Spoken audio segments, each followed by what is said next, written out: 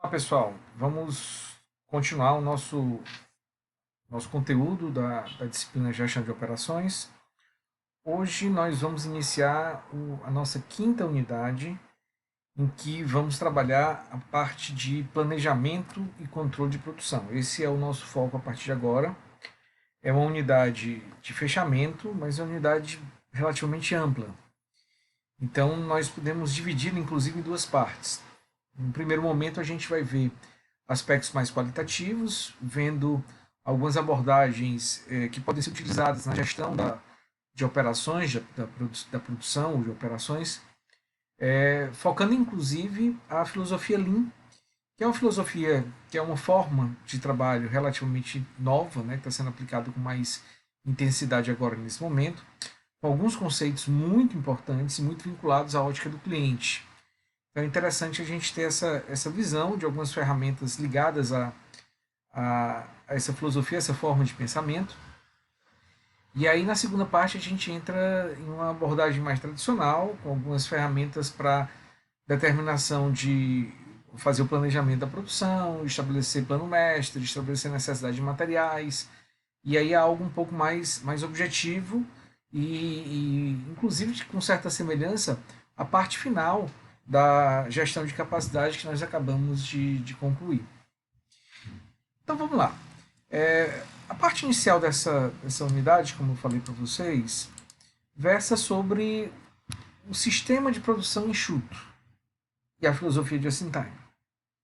Então é uma abordagem mais qualitativa que pode ser aplicada em várias empresas, tá? Talvez não na sua totalidade, mas em certos aspectos, pelo menos em algumas situações, as tomadas de decisão podem ser direcionadas de acordo com os pressupostos, com o modo de pensar essencial dessa filosofia, e mesmo que uma empresa não utilize integralmente essa técnica, em alguns momentos ela pode ser bem útil.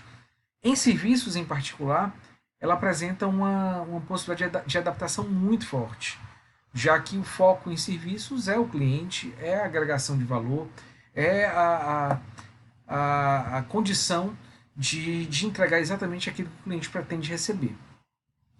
Bom, começando então com a definição, o que é o Lean Manufacturing, o que é a fabricação enxuta. Essa filosofia nada mais é do que uma série de ações, de ferramentas, de metodologias voltadas a reduzir o tempo entre o momento em que o cliente faz um pedido, ele expõe a sua necessidade e a entrega. Tá? Então a gente quer abreviar o processo, o tempo gasto da elaboração, da instituição do pedido, do início do processo até a sua conclusão. Tá? Então, no caso de uma indústria, por exemplo, isso poderia estar vinculado, vamos imaginar, a entrada em carteira de um pedido até a entrega efetiva do material para o cliente. Mesmo no caso em que a empresa não tem estoque que tenha que ser feito de acordo com esse pedido específico do cliente. Em um caso de serviço, pode ser o momento em que em que o cliente entra em contato com a empresa e até o ponto em que o serviço é efetivamente prestado.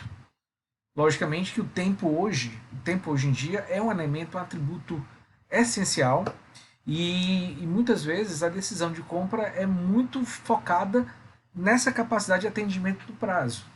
Lógico, considerando que a qualidade, a quantidade são pressupostos que não podem ser alterados e que serão mantidos.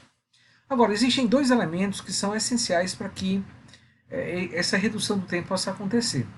O primeiro deles seria a eliminação de desperdícios. Isso aqui, pessoal, é um ponto fundamental da filosofia Lean, da produção enxuta. Tudo aquilo que não agregar valor, é um conceito que a gente vai ver agora, tudo que não agregar valor, tudo que puder ser eliminado, deve ser eliminado. E lógico, se eu tenho um processo inchado, se eu tenho um processo com diversas atividades, muitas das quais não agregam valor, o fato delas serem reduzidas ou totalmente eliminadas permitirão que o processo seja realizado mais rapidamente, de forma mais barata também, e muitas vezes, inclusive, com maior qualidade, porque Em algumas dessas operações que agregam valor, nós podemos ter algum dano, a inclusão de algum defeito no produto ou a geração de alguma característica que o cliente não fique muito satisfeito. Ok? Então, se aquilo que é desnecessário é eliminado ou reduzido, o processo acaba sendo mais eficiente. Em paralelo, essa eliminação de desperdícios deve ser feita em paralelo com a ampliação da agregação de valor.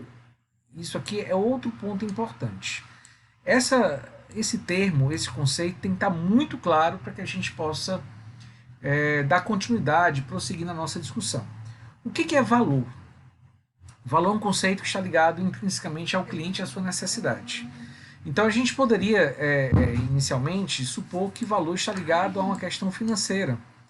Então, se nós temos uma dificuldade de cumprir um determinado nível de preço que é estabelecido junto ao mercado, porque o nosso custo operacional é muito alto, será que a agregação de valor vai reduzir esse custo? Não necessariamente. O foco no desperdício, com base na agregação de valor, pode reduzir o custo. Mas o conceito de valor não está ligado diretamente a isso, ele está ligado a preço. Então, esse conceito de valor se relaciona muito mais a preço do que a custo. Em que sentido? Valor vamos entender como sendo a capacidade da empresa, por meio de um produto ou de um serviço, conseguir atender exatamente a necessidade do cliente. Então, essa é uma definição muito interessante. Se eu agrego ao meu produto, se eu agrego ao meu serviço, aspectos que o cliente valoriza, que ele quer receber, que ele acha fundamental para atender a sua necessidade e que, portanto, ele está disposto a pagar, lógico que a agregação dessa característica pode viabilizar a redução, o aumento do preço, inclusive, o que geraria um retorno positivo para a empresa. Mas não necessariamente isso vai implicar em redução de custo, é isso que é importante entender. Às vezes, para reforçar o valor, eu preciso aumentar o custo, eu preciso colocar mais algumas operações no processo, eu preciso incluir mais tecnologia, automatizar de alguma maneira. Tá? Mas o foco não seria necessariamente, por meio do valor, reduzir custo, mas sim aumentar preço. Por meio de uma avaliação criteriosa que o cliente faz, comparando o que o nosso produto oferece com o que os outros produtos oferecem de concorrentes e sempre tendo em vista a satisfação das suas necessidades. Agora, por meio da eliminação de valor, por meio da eliminação de desperdícios, aí sim o custo pode ser reduzido. Percebam, então, que nessa análise do que é valor, nós poderíamos dividir as nossas atividades em dois grupos diferentes. Pessoal, essa divisão, então, pode ser feita da seguinte forma. Nós precisaríamos analisar o nosso processo e tentar segmentar, tentar dividir as atividades que o compõem em dois grandes grupos. O primeiro grupo seriam daquelas atividades que agregam valor. E entendam com esse foco aquelas atividades que, de alguma forma, incorporam ao produto ou ao serviço algo que seja considerado fundamental para o cliente. E o segundo grupo seriam aquelas atividades que não agregam valor. E o que nós poderíamos colocar como exemplos dessas atividades? Aquilo que nós realizamos, mas que para o cliente não faz a menor diferença. E é muito importante posicionar a figura do cliente e a sua necessidade nessa análise. Pode ser importante para a empresa, mas para o cliente não é importante, então ela não agrega valor. Tá? Então, nessa situação, nós poderíamos dividir esse segundo grupo em atividades que agregam valor, que não agregam valor e são necessárias. Por algum motivo, nós não podemos eliminá-las, elas precisam continuar sendo realizadas, e as atividades que não agregam valor e são desnecessárias. Por exemplo, vamos imaginar uma atividade de transporte. Nós temos alguns setores na nossa empresa, o produto precisa passar entre esses setores, eles estão separados fisicamente, eu preciso transportar o meu produto do setor A para o setor B. Essa atividade de transporte é necessária, porque se não for feita, a segunda operação não vai ser realizada. E o cliente não vai, então, ter como receber e utilizar o produto. Então, ela é necessária, mas ela não agrega valor. Para o cliente, tanto faz como tanto fez eu deslocar o produto por 2 metros ou por 2 quilômetros. Para ele não faz diferença, ele quer receber o produto no prazo que ele encomendou, na qualidade estabelecida, tá? O transporte é uma questão nossa. Então ela é necessária, ela pode ser reduzida, mas ela não agrega valor. Já uma atividade necessária é aquela que nós poderíamos eliminar totalmente do processo e não afetaria em nada a realização de outras atividades ou a agregação das características que o cliente está desejando. Por exemplo, uma burocracia. Vamos imaginar que é necessário que o gestor do processo seja acionado a cada unidade que foi concluída para que ele assine um relatório de entrega, por exemplo. Essa atividade, se ela não implicar em nenhum controle, em nenhuma análise, em nenhuma tomada de decisão, for simplesmente algo que a empresa instituiu, que foi ficando ao longo do tempo, em uma estrutura mais hierarquizada, mais formal, ela poderia simplesmente ser eliminada. A unidade estaria pronta, ela já foi terminada e vai ser entregue ao cliente da mesma forma. E como nenhuma outra decisão seria tomada de forma diferente, de forma melhor, com essa assinatura, com essa conferência, é uma atividade que poderia simplesmente ser descartada. Então, percebam que tudo isso aqui, tudo que está desse lado, é desperdício.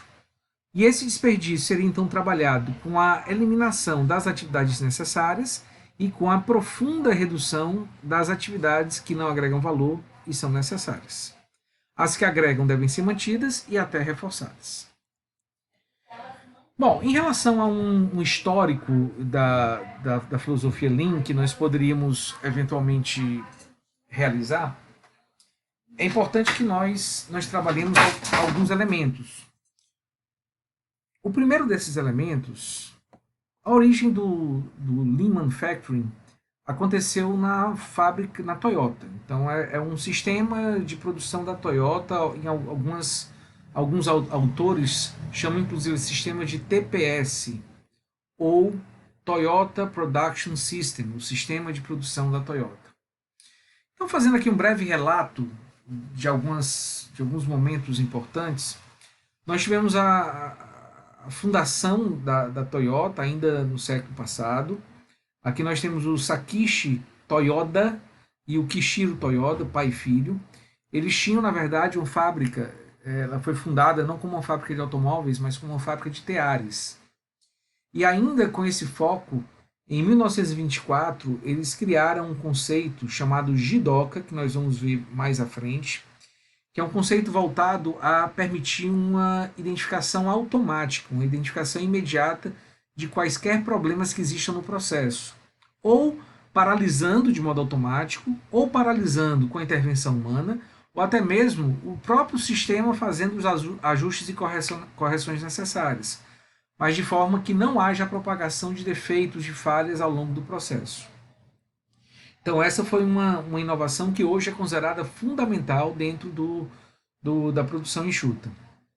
Em 1933, nós tivemos uma outra ocorrência interessante, muito em função da atuação do Kishiro Toyoda, que introduziu uma linha automotiva no complexo industrial de teares. Então, o Japão crescendo, já exigindo a incorporação de novos bens de consumo, dentre eles automóveis, né? A urbanização das cidades, a necessidade de mecanização e o próprio exemplo das indústrias automotivas americanas. Então, em 1933, essa linha foi introduzida e em 1936 o primeiro carro foi lançado, ainda sob a marca Toyota. Então, ainda era Toyota. Ela só começou a ser chamada Toyota, como a gente conhece hoje, um ano depois. Então, foi o Kishiro fundou, podemos dizer assim, a Toyota Motor Company, agora voltada exclusivamente à fabricação de veículos, mas herdando o know-how que foi desenvolvido nesses 3 anos por ele, e convida o seu primo, Eiji Toyoda, para trabalhar com ele. Vamos falar depois um pouquinho sobre ele. A grande importância do Toyoda é que ele assumiu a presidência até 1981, depois da morte do Kishiro. E foi dentro dessa gestão dele que esse sistema foi amadurecido e foi consolidado.